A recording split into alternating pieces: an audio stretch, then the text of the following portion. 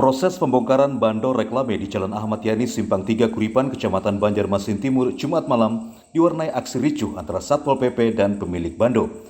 Bahkan salah satu keluarga pemilik bando diduga mendapat pemukulan dari Satpol PP dan aparat keamanan yang mengawal penertiban bando hingga menyisakan memar di bagian pipi kanannya. Mana orangnya? Orangnya kami visum nih. Yang mana orangnya? Ada banyak tadi. Ada yang pakai baju Polri, ada yang pakai baju Pol PP. Dikeroyok lah pokoknya. Yang mana orangnya? Satpol PP pengeroyokan. Satpol PP ada, tadi Polri ada. Saya lihat waktu saya dipukuli tadi saya lihat. Divisum aja yuk. Langsung aja. Langsung aja divisum ayo. Divisum aja. Nah, nanti aja. Kelihatan nggak? Insiden kericuhan ini dipicu karena pemilik bando keberatan dan merasa tak menerima surat pembongkaran. Kerumunan di bawah bando.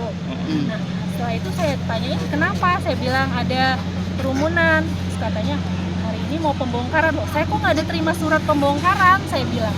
Ketika saya tanya tadi tuh ada salah seorang di sana, saya malah dimaki-maki. Nah itu saya nggak paham kenapa. Sekarang gimana ya? Kita tuh nggak ada terima pembongkaran hari apa? Katanya mereka sudah kirimkan, tapi kan saya nggak ada terima. Ada tanda terimanya nggak? Kan harusnya jelas kayak gitu. Dan sekarang adik saya nih, mana tadi? Adik saya jelas-jelas biru lebam dipukuli. Kita mau laporkan ini karena Satpol PP kenapa bertindak semena-mena. Berarti selama ini ibu nggak pernah nerima SP, Bu? Loh, kita terima SP, tapi kan kemudian kita balas karena ini masih statusnya tidak jelas.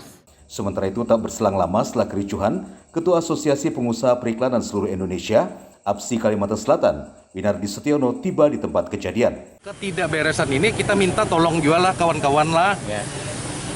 Jangan sepihak, artinya kami ini kan begini kan mau baik-baik. Ya. Semuanya kita bagus-bagus, cuma ternyata di lapangan sampai ada tindakan pemukulan ini, dan ini kepala Satpol PP harus bertanggung jawab.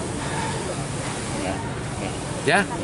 Karena waktu kita tanya tadi kepada mereka, mereka tidak berkata-kata dan ini menggunakan orang lain. Bukan Satpol PP. Bukan Satpol PP. Tadi saya sudah tanya dengan anggota Satpol PP, ini Satpol PP ya? Bukan katanya. Dari mereka. Tapi orang lain. Rencananya Satpol PP Banjarmasin akan membongkar 10 titik bando reklame yang ada di sepanjang Jalan Ahmad Yani dengan target waktu 10 hari. Dari Banjarmasin, Alif Hidayatullah, K1net.